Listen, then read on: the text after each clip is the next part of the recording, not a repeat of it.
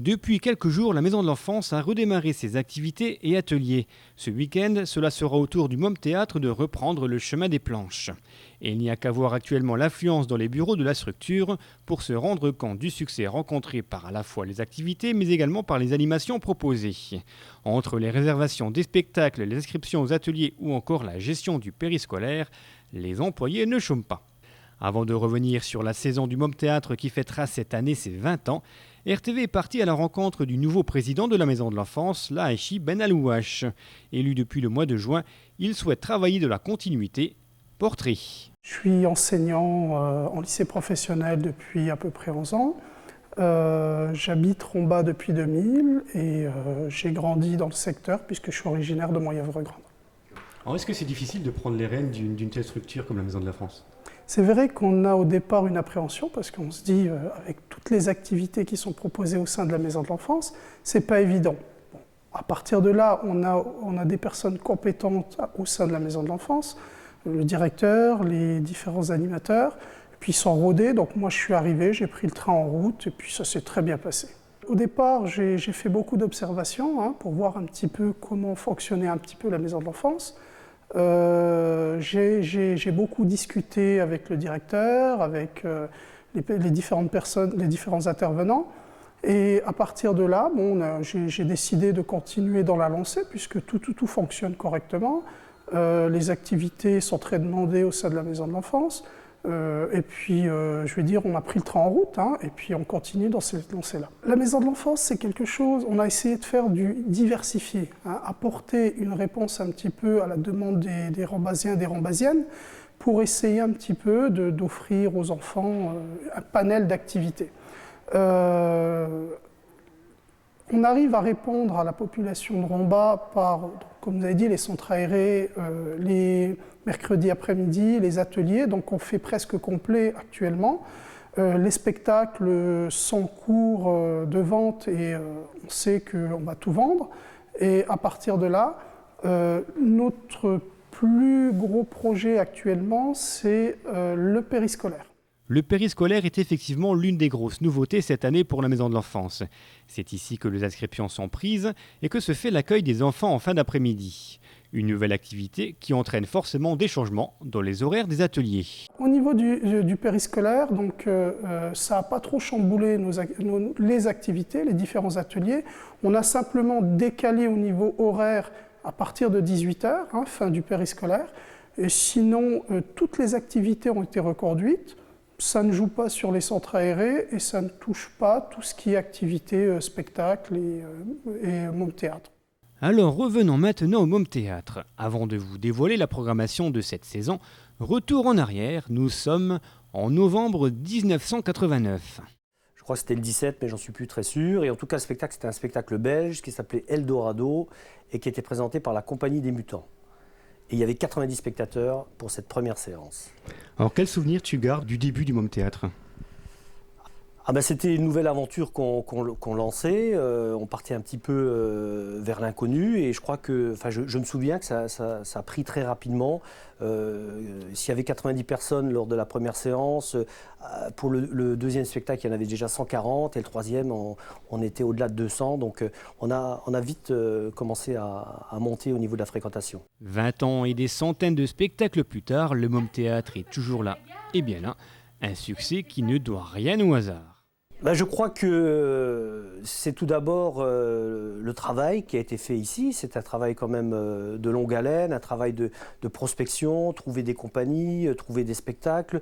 C'est aussi un accueil du public qu'on a toujours essayé d'être un accueil convivial, de le surprendre à chaque fois. Bon, c'est vrai qu'au fil des années, au fil des saisons, on a proposé des choses nouvelles. On a proposé des goûters, on a proposé des fêtes un petit peu particulières et surtout, je crois, effectivement, la qualité des spectacles, si bien que le Môme Théâtre maintenant, évidemment, est fréquenté par beaucoup de Rombasiens, mais aussi par un public qui vient de loin.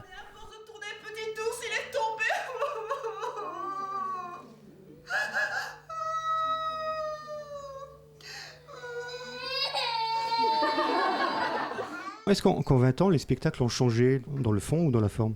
Ah oui, je crois.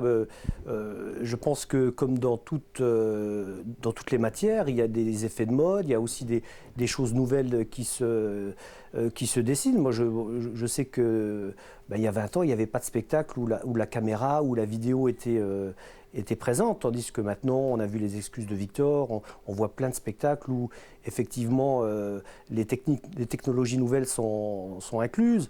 Il y a des spectacles de danse pour le jeune public, ce qui existait très peu à l'époque. On a eu aussi des années où on a vu apparaître des spectacles avec des structures, c'est-à-dire où le public rentrait dans le décor, enfin entre guillemets, et se trouvait donc très proche des comédiens. Donc c'est vrai qu'il y a une évolution des spectacles qui est très intéressante et qui se poursuit tous les ans.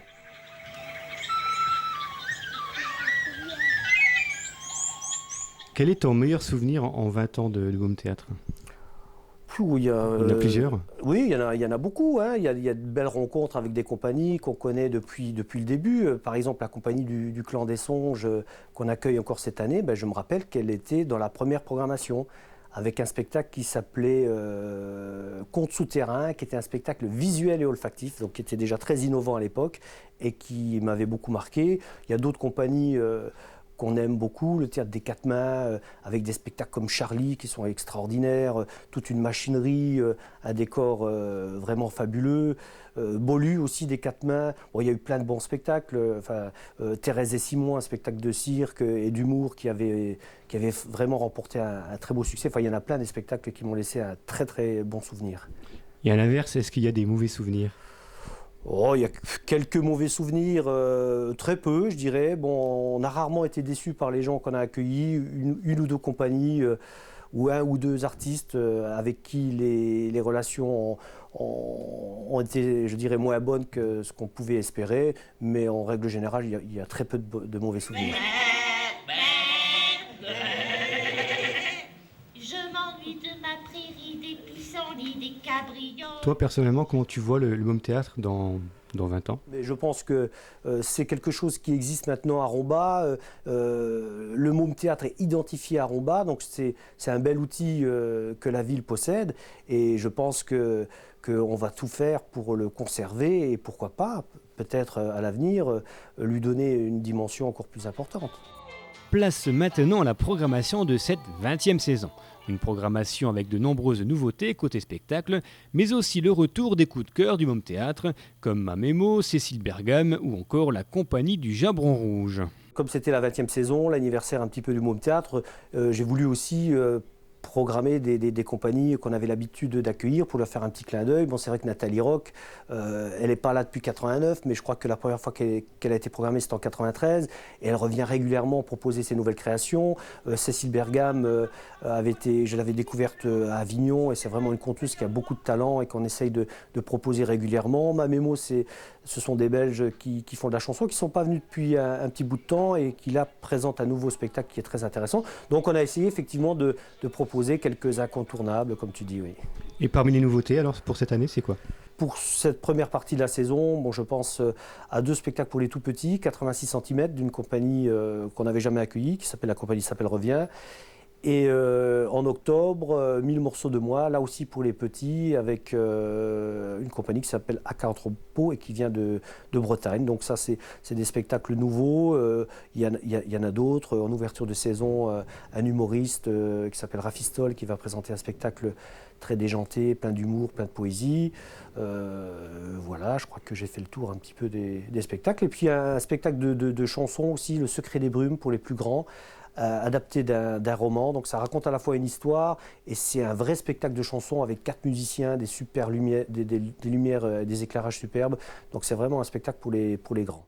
Et puis notez également sur vos calendriers la 5e édition du Festimôme qui se déroulera du 14 au 31 mars 2009. Le festival, toujours deuxième quinzaine de mars, avec beaucoup de spectacles, des spectacles de cirque. Je vais essayer parce que c'est toujours une forme assez festive et que le public aime bien. Toujours des formations, des ateliers pour les gamins.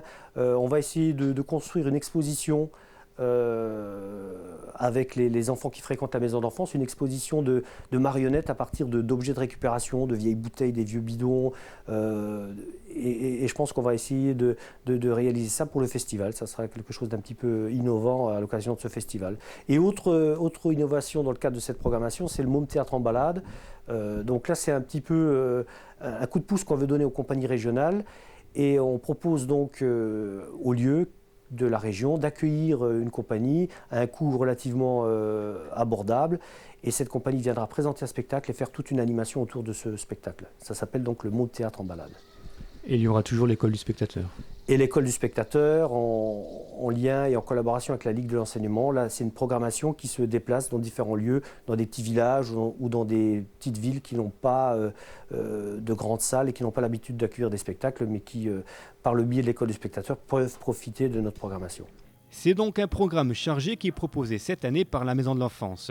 Que ce soit du côté des ateliers, des centres aérés ou du côté des spectacles, il y en aura pour tout le monde, pour tous les âges et pour tous les goûts. Le seul problème, car problème il y a pour le Môme Théâtre, c'est qu'il faut vous dépêcher pour réserver vos places.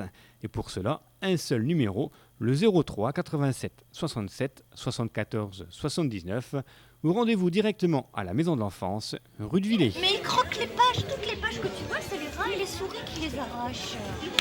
Hein, c'est des coquins. Je leur ai dit de pas le faire, mais ils le font tout.